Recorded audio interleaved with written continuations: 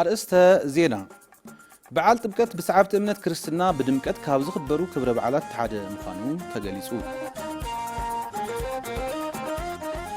ناب كتما باهردار زاتو بصحتي بهلاون هايمانوتاوي بعالات بمخبار كساب 30 طري صانحيت كام زغبرو تحبيرو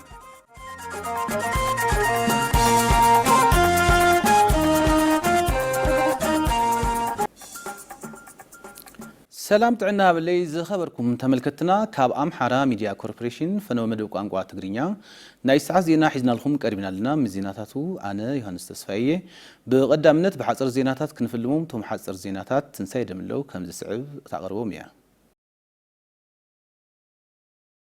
تلمتاتن التحساسباتاتن بارتي بلصقنا اب كلهم كبابيتات زجبت وصيت እና ተረኸበሎም ከም ዝኾነ ምክትል ፕሬዝዳንት እቲ ፓርቲን በማዕረግ ምክትል ቀዳማይ ሚኒስትር ሓላፊ ማእኸል ምትሕብባር ህንጸት ዲሞክራሲን አደም ፋራህ ገሊጾም መድረክ ግምገማ አፈጻጽማ ስራሕ 6 አዋርሕ በጀት ዓመት 2018 ፓርቲ ብልጽግና ኣብ ከተማ ሆሳዕና እና ተኻይደ እንትኸውን ጸብጻብ ጨንፈር አብያተ ጽሕፈት እቲ ፓርቲ ቀሪቡ ተዘትዩሉ አይታ አደም ፋራህ ኣብቲ እዋን ከም ዝበልዎ ካብ ክልላትን መምሕዳር ከተማታትን ዝቀረበ ጸብጻብ አፈጻጽማ ስራሕ ትልምታትን አተሐሳስባታትን ፓርቲ ብልጽግና ኣብ ኩሎም ከባቢታት ተቀባልነት ህዝቢ ብምርካብ ተግባራዊ እናኾኑ ምዃኑ እዩ ዘርኢ ክልላትን መምሕዳር ከተማታትን ንውጽኢታውነት ስራሕቲ እቲ ፓርቲ ዝሕግዝ ዝተናበበ ትልሚ ኣብ ምድላው ከምውን አተሐሳስባ እቲ ፓርቲ ብምርዳእ ብስነ ምግባር ዝፍጽም ጠንካራ አመራርሓ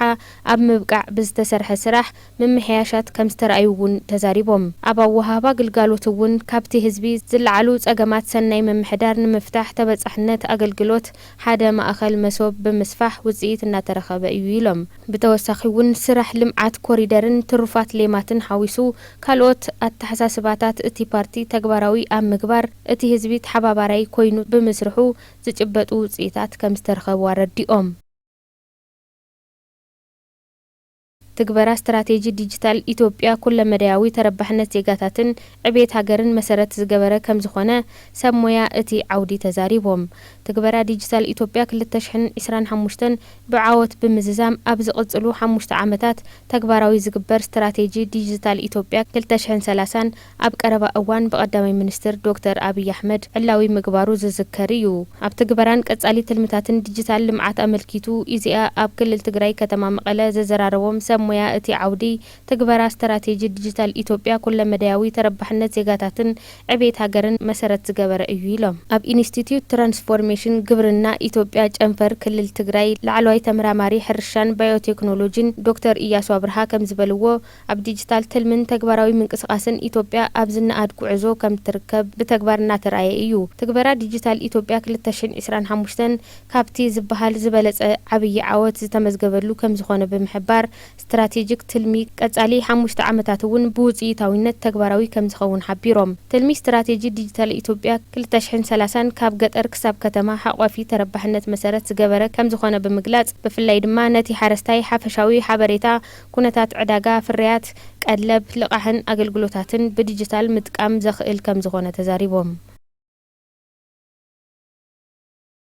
ሰላም ምጽናዕ ጸጋን ምልማዕ ኣብ ትሕቲ ዝብል መሪሕ ሐሳብ ኣብ ከተማ ባህርዳር ዘተ ፓናል ይካየዳሎ ብምትሕብባር ናይ ኢትዮጵያ ዜና አገልግሎትን ቢሮ ኮሙኒኬሽን ብሄራዊ ክልላዊ መንግስቲ ክልል አምሓራን ዝተዳለወ ዘተ ፓነል ሰላም ምጽናዕ ጸጋን ምልማዕ ኣብ ትሕቲ ዝብል መሪሕ ሐሳብ ኣብ ከተማ ባህርዳር ይካየዳሎ ኣብቲ መድረኽ ርእሰ መምሕዳር ብሄራዊ ክልላዊ መንግስቲ ክልል አምሓራ አረጋ ከበደን አካቢ ቀዋሚ ኮሚቴ ጉዳያት ዲሞክራሲ ቤት ምክሪ ወከልቲ ህዝቢ እውነት ያለነ ዋና ፈጻሚ ስራሕ ናይ ኢትዮጵያ ዜና አገልግሎት ሰይፈ ደርቤን ጻውዒት ዝተገበረሎም አጋይሽን ተረኺቦም ኣብቲ ዘተ ሃገራዊ ምክክርን ህንጸት ሰላምን ኣብቲ ክልል ዝተሳለጡ ስራሕቲ ሰላምን ጸጥታን ዝምልከት ጽሑፍ ቀሪቡ እናተዘተየሉ እዩ ብተወሳኺ እውን ተስፋታት ምልማዕ እቲ ክልል ተረባሕነት ህዝቢ ጸጋታትን አማራጽታት ኢንቨስትመንትን እቲ ክልል ዝድህስስ ጽሑፍ ቀሪቡ ከም ዝተዘተየሉ ተገሊጹ ኢትዮጵያ ምስ ለውጢ ተኣሳሲሩ ምስ ዝመጸ ምዕባለ ቱሪዝም እናቀደመትን እናለምዓትን ትስጉማላ ክብሉ ምክትል ቀዳማይ ሚኒስትር ተመስገን ጥሩነህ ተዛሪቦም ኢትዮጵያ ምስ ለውጢ ተኣሳሲሩ ምስ ዝመጸ ምዕባለ ቱሪዝም እናደመቀትን እናለምዓትን ትስጉማላ ክብሉ ተዛሪቦም መንግስቲ ለውጢ ኢትዮጵያ ንቱሪዝም ከም ሓደ መሰረት ኢኮኖሚ ብምውሳድ ብትግሃት ኣብ መስራሕ ይርከብ ኢሎም ምክትል ቀዳማይ ሚኒስትር ተመስገን ጥሩነህ ኣብ ማሕበራዊ ሚድያ ገጾም ኣብ ዘመሓላለፍዎ መልእክቲ ከም ዝበልዎ ኢትዮጵያ ምስ ለውጢ ተኣሳሲሩ ብዝመጸ ቱሪዝም እናደመቀትን እናለምዓትን ትርከብ ኢሎም ኢትዮጵያ ናይ ዘመናት መዝገብ ቱሪዝም እንትግለጽ ዝንበብ ብልክዑ ዘይደመቀ መልክዓ ተፈጥሮ በስሩዕ ዘይተገለጸ ግርማ ታሪክ ሌማት ኮይኑ ዘይቀረበ ሃፍቲን ጽባቐን ኮይኑ ከም ዝጸንሐ ኣዘኻኺሮም ኣብ ዝሓለፉ ናይ ለውጢ ዓመታት ኣብ ዓውዲ ቱሪዝም ዝመጸ ለውጢ